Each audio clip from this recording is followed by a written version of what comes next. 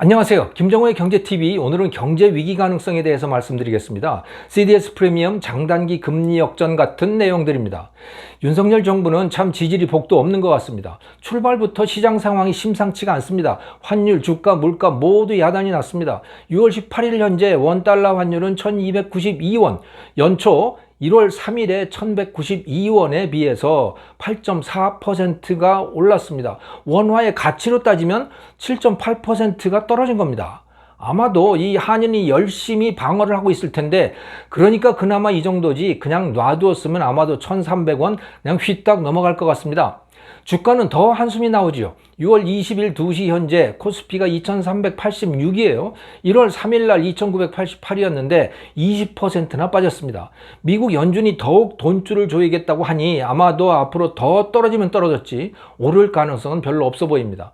물가 역시 무섭습니다. 휘발유값 연초에 리터당 평균 1622원이었는데 6월 19일 현재 2107원, 반년도 안 되는 사이에 30%가 올랐습니다. 밀가루, 식용유, 식당, 냉면값 안 오르는 것이 없습니다. 이러다가 경제가 주저앉는 건 아닌지 걱정입니다. 위기 가능성을 알려주는 신호가 두 가지가 있는데요. CDS 프리미엄, 또 장단기 금리 역전 현상입니다. 오늘은 이 두 가지 현상에 대해서 말씀드리려고 합니다. 자, 먼저 CDS 프리미엄부터 알아보시죠. Credit Default Swap, 이 CDS라고 하는 거, 이것은 채무자가 빌린 돈을 갚지 못할 때 대신 갚아주는 일종의 지급보증 상품입니다. CDS 프리미엄은 그 지급보증료인 셈인 거죠. 국채에 대한 CDS 프리미엄이 높아진다 라고 하는 것은 국가 부도 위험이 높아진다는 것을 뜻합니다. 이 그래프는 지난 3년 동안에 우리나라 CDS 프리미엄 추이를 보여주는데요. 6월 14일 현재 50.96, 작년 9월 최저점이던 18에 비해서 거의 3배가 됐습니다. 국가 부도 위험이 그렇게 높아졌다는 걸 뜻합니다. 이것보다 높았던 때는 2020년 3월 27일 코로나 팬데믹이 막 시작되던 그 시점입니다. 외국인 투자가 빠져나가고 원달러 환율이 1300원에 근접해서 이러다가 큰일 나는 거 아닌가 걱정들을 하던 때였죠. 그때 이렇게 높았어요. 이 천만다행으로 한미 통화 스와프가 체결되어 환율이 다시 안정이 됐고 CDS 프리미엄도 급격히 떨어졌습니다. 그 이후에 수출이 급격히 늘어나고, 그래서 한국은 중국과 더불어서 코로나 덕을 가장 크게 본 나라가 되었습니다. CDS 프리미엄은 9월 27일 17.6 BPS, 2021년 9월 27일 말입니다. 그래서 역대 가장 낮은 수준이 됐어요. 같은 날 일본은 18.9, 그러니까 그 무렵에는 한국이 일본보다 더 안전하다 이런 평가를 받았던 겁니다. 그래서 문재인은 한국이 선진국이 되었다 큰 소리도 칠 수 있었던 것이죠. 하지만 안타깝게도 거기까지였습니다.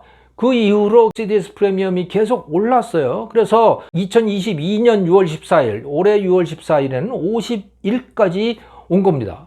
코로나 직후 우리 경제가 가장 위험했을 때 수준에 거의 근접해 있는 거예요. 지금 CDS 프리미엄만 본다면 그렇다는 거죠.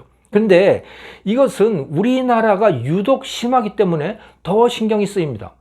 이 그래프는 한국과 더불어서 미국, 일본, 중국 7개 나라를 보여주는데요. 기간은 지난 6개월 동안입니다. 자, 미국, 일본, 영국, 독일 이런 전통적 선진국들은 원래도 부도 위험이 낮았던 데다가 이 기간 동안에 거의 변함이 없습니다. 중국, 스페인, 포르투갈은 상당히 많이 오르는데요. 그런데 4월까지 올랐다가 그 이후에는 상당히 안정된 모습을 보여주고 있죠. 그런데 한국은 연초에 거의 선진국 수준이었잖아요. 그 미국, 영국, 독일, 일본 이런 수준이었는데 그 후에 이 급격하게 가파르게 악화가 되고 있는 겁니다. 그리고 4월 이후에도 계속 나빠지고 있어요. 최근에 환율, 주가 같은 이런 심상치 않은 현상들이 이게 단순히 그 외부의 요인이기 때문에 어쩔 수 없다 이렇게만 보기 어려운 이유입니다. 이것이. 자, 장단기 금리 역전 현상도 경제 위기 가능성을 가리키고 있습니다. 장기 국채 수익률이 단기 국채 수익률보다 더 낮아지는 현상, 이것을 장단기 금리 역전이라고 말하는데요. 높은 것이 정상인데 낮아졌으니 뒤집혔다 라고 해서 역전이라는 이름이 붙은 겁니다. 우리나라에도 지난주부터 이 역전 현상이 시작됐습니다. 이것이 왜 불황의 신호탄으로 해석되는지 한번 알아보죠. 자, 채권이라고 하는 거는 지금 돈을 빌려주고 만기가 되면 정해진 금액을 돌려받는 상품이죠. 만기가 길어질수록 돈을 못 돌려받을 위험도 커지니까 채권 값은 떨어지게 되는 겁니다. 반대로 수익률은 높아지는 거죠. 왜? 돌려받은 액수는 똑같잖아요. 그런데 지금 그 채권을 살 수 있는 값이 싸지게 되면 수익률은 높아지게 되는 겁니다. 자, 그래서 이 채권의 가격과 수익률은 서로 반대 관계를 가지고 있는데요. 자, 여기서 채권의 수익률은 채권 금리라고도 부릅니다. 자, 이 그림은 2021년 작년 6월 17일의 만기별 국고채 수익률을 보여줍니다. 1년짜리는 0.6, 2년은 0.92% 이렇게 됐죠.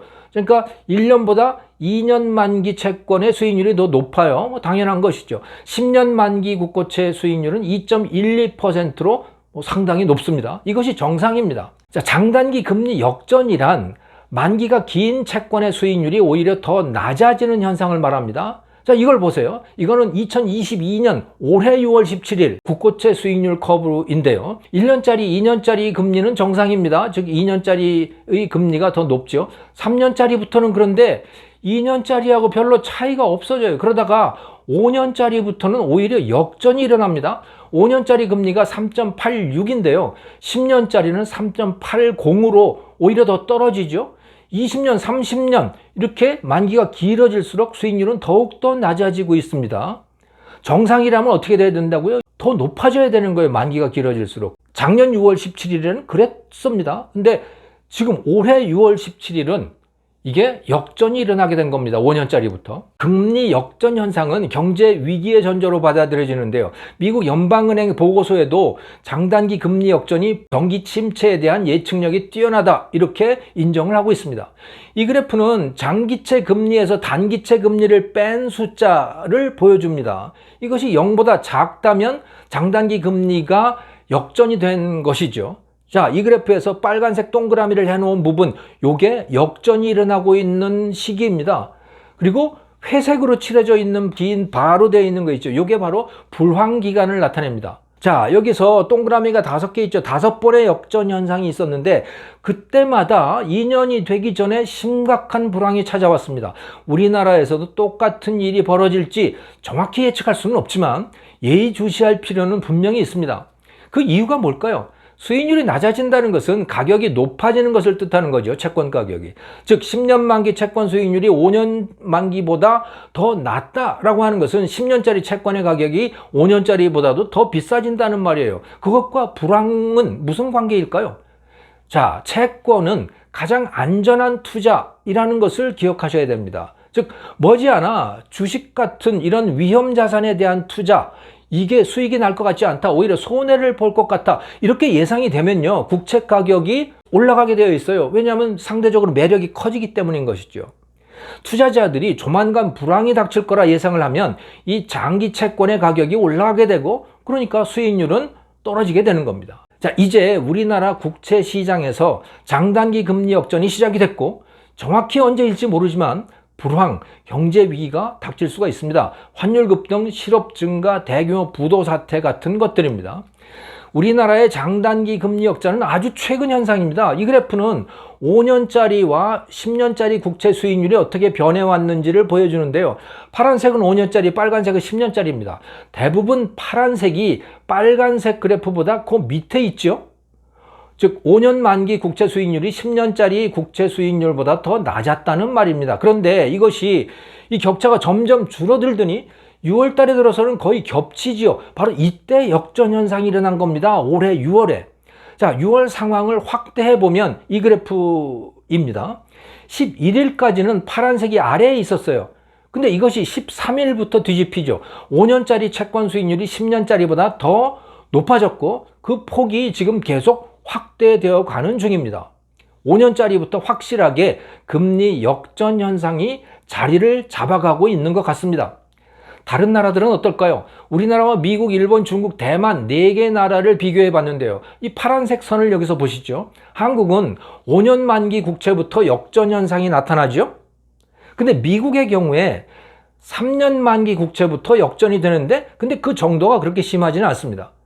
일본과 대만은요, 역전이 나타나지는 않았어요. 일본, 대만은 완전히 정상적인 상태를 유지하고 있고 중국도 거의 정상입니다. 5년 만기 이후부터의 역전은 한국이 가장 뚜렷하게 나타나고 이 폭이 지금 확대되어 가고 있는 중인 것이죠. 아주 신경이 쓰이는 부분입니다. 자, 이제 정리하겠습니다. CDS 프리미엄의 급상승과 장단기 금리 역전 현상 둘 다 좋지 않은 조짐입니다. 국가부도 위험의 상승, 불황 확률의 증가를 알리는 신호들이죠.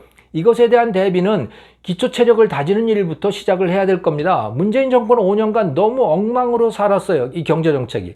빚내서 돈 뿌리는 거, 또 국민을 공짜에 익숙해지도록 길들이는 거, 이게 경제정책에 다였다고 보면 될 것 같아요. 그러다 보니 경제의 기초 체력이 다 소진되어 버렸습니다. 처음부터 다시 시작해야 됩니다. 기업들이 일어나게 하고 국민 각자의 생산성을 높여가야 됩니다.